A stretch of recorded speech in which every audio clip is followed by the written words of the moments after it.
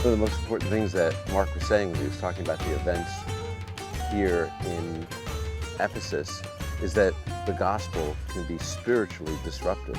And it's clearly true. I am really hoping that we have such a revival in Chicago that it's going to put the marijuana stores out of business. You know, that the union will be screaming about it, just like the idol makers were here in Ephesus. But one thing that's really important is that even though the gospel is spiritually disruptive, it seems that one of the purposes of the book of Acts is to always show that those who preached the gospel were civilly obedient, that they were not making trouble. And you see that with Gallio in Corinth. And here the city clerk in Ephesus, that's how he calms them down. He says in Acts 19:35, when the city clerk had calmed the crowd down, he said, "Men of Ephesus, what man is there who doesn't know that the city of the Ephesians is the temple guardian of the great Artemis and of the image that fell from heaven? Therefore, since these things are undeniable." So he's saying, listen, we know that the truth of the paganism that we all believe, that's true. Well, but you must keep calm and do not do anything rash. And here's what he says: "You have brought these men here who are not temple robbers or blasphemers of our goddess." You notice this? They were not talking down Artemis, they were proclaiming Jesus. And he says, there's no need to go after them. They're not troublemakers. They're civilly obedient. So if Demetrius and the craftsmen who are with him have a case against anyone, the courts are in session. That would be back over there. He's talking over here. He says, just go to the courts. And the courts are in session, and there are proconsuls. That's one of the most interesting things, that Luke uses the plural proconsuls. Usually every city had one, like one governor. And you wouldn't expect him to use a plural. Some people thought that Luke got it wrong when he recorded this speech, but he didn't.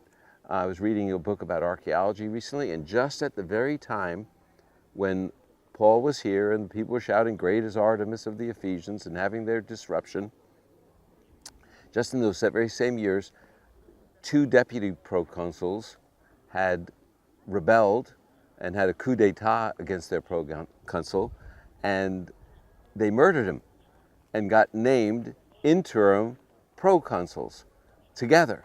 And so their names were Helius and Celer, and they were proconsuls, and it's right then. And so when the city clerk says there are proconsuls, there really were. There were 2 of them.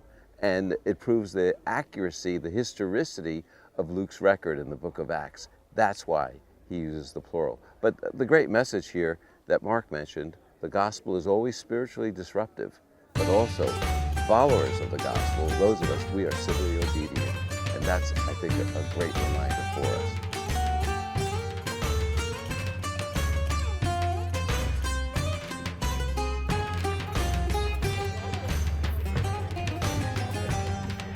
I understand what time of day it is, how long we've walked, so we'll try to I'll do a little cut and paste. We'll make this as brief, but hopefully as helpful as possible.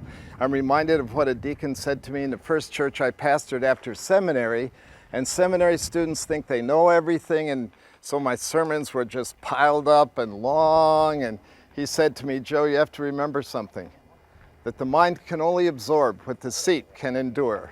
So, trust your heart will get something, and that your feet won't tire you out too much.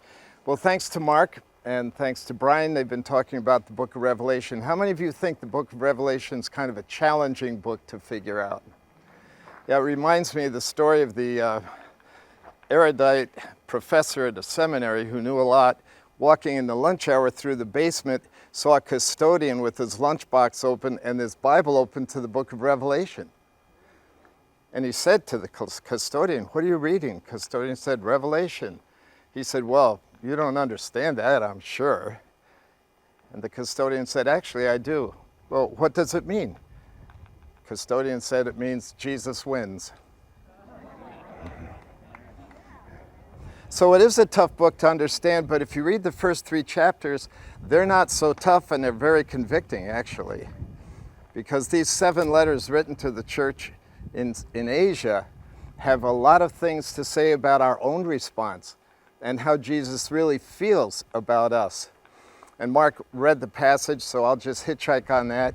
You know, he went through that whole section of just pats on the back, bragging on how good they've done on doctrine, et cetera, et cetera. If that's all we had, you and I would vote for them to be Church of the Year, right? But Jesus has a different perspective. And I always wonder if all my assumptions about myself, if Jesus might not have a different perspective. He said, but I have something against you. I don't ever want to hear that from Jesus. You know, we read in the Bible, if God be for you, who can be against you, right? Turn that around. If God would be against you, like who could be for you? I have something against you. You have forsaken your first love. And as Mark so aptly described, that first love could mean the kind of love you had at first for Jesus. And you need to go back to that love. The interesting thing about the Greek language, there are multiple nuances in the words. So not only is it what Mark said, there's another nuance as well, which basically means that you have forgotten that Jesus is your, for the word first, priority. He is the priority of your life. He is the moving force in your life. Your love for him is the reason you live. Your love for him is the reason you do everything you do.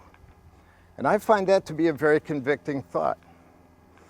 Those of us, how many of you have been Christian, like you grew up in a Christian home, you went to church, like, I bet that's most of us, right? How easy it is for our Christianity and the things we do to become just a matter of duty.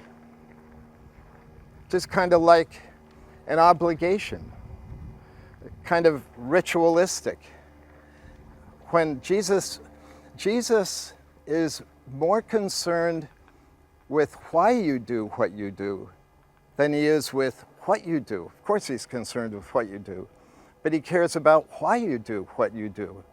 And the text indicates, in this particular nuance of the word, that he wants you to do all that you do because you love him.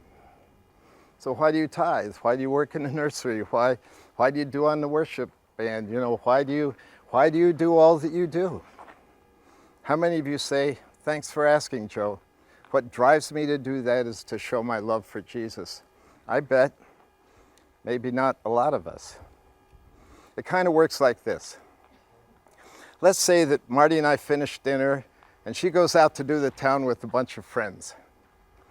And so she walks out the door, I say goodbye, I look at the kitchen, it's like a mess, right? Pots and pans and dirty dishes. And I think, I know what I'm gonna do while she's gone. I'm gonna clean up this kitchen.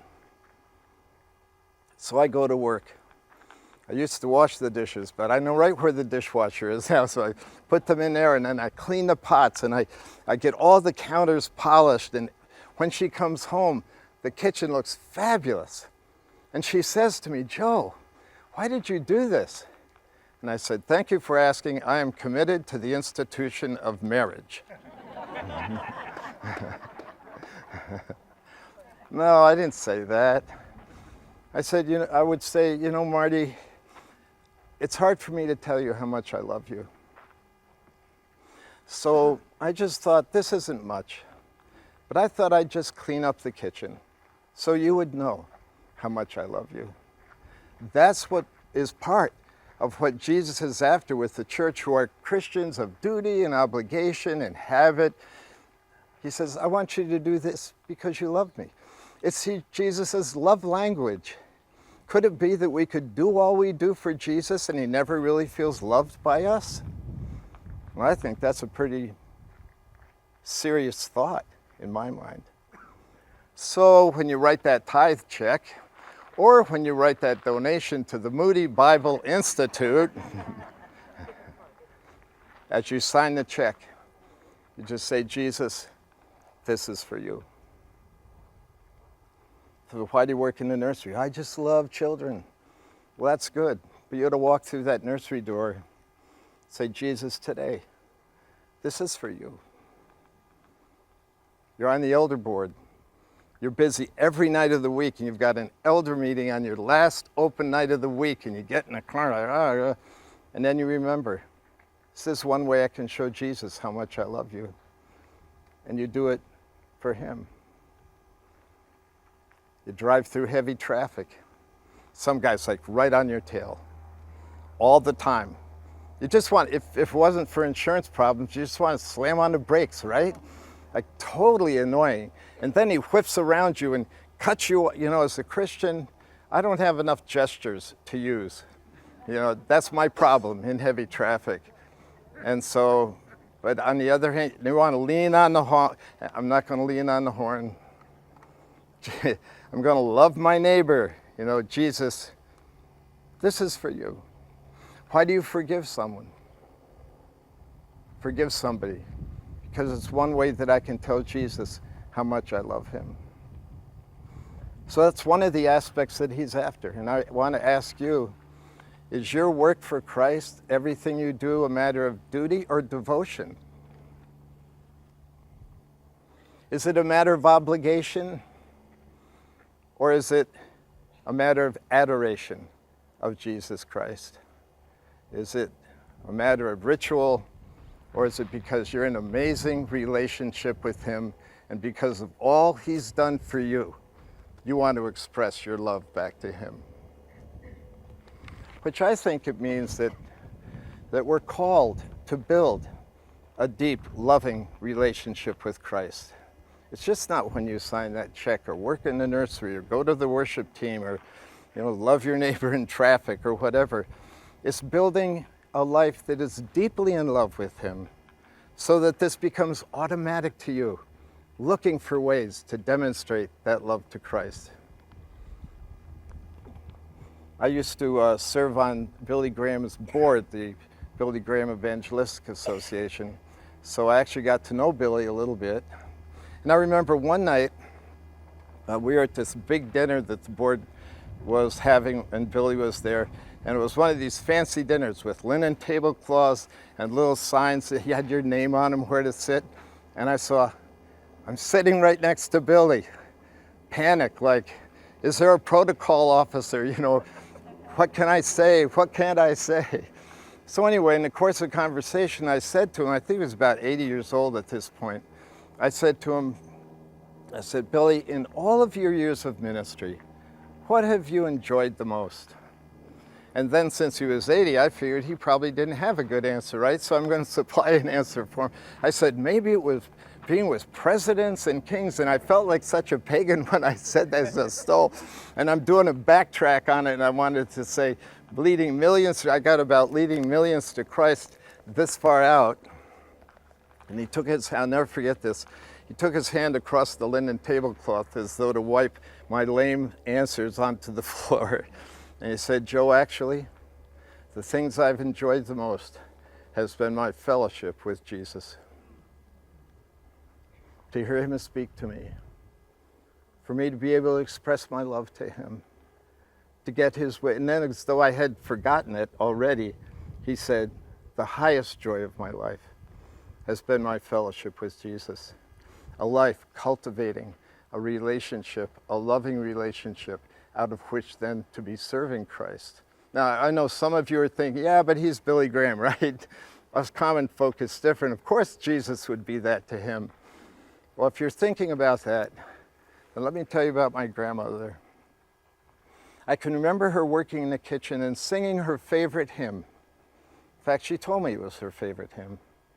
And the words go like this. I come to the garden alone, while the dew is still on the roses, and the voice I hear falling on my ear, it's the Son of God, and he discloses, and he walks with me, and he talks with me, and he tells me I'm his own. The joy we share as we tarry there, none other has ever known. When Billy said that to me, I was convicted and challenged. I was convicted because if someone asked me that question, I wasn't sure that would have been my answer.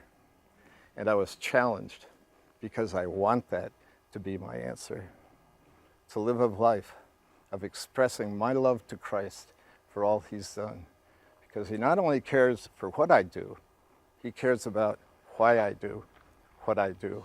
And that was part of what Jesus was saying to that church at Ephesus, maybe what he's saying to you and to me. Amen? Amen.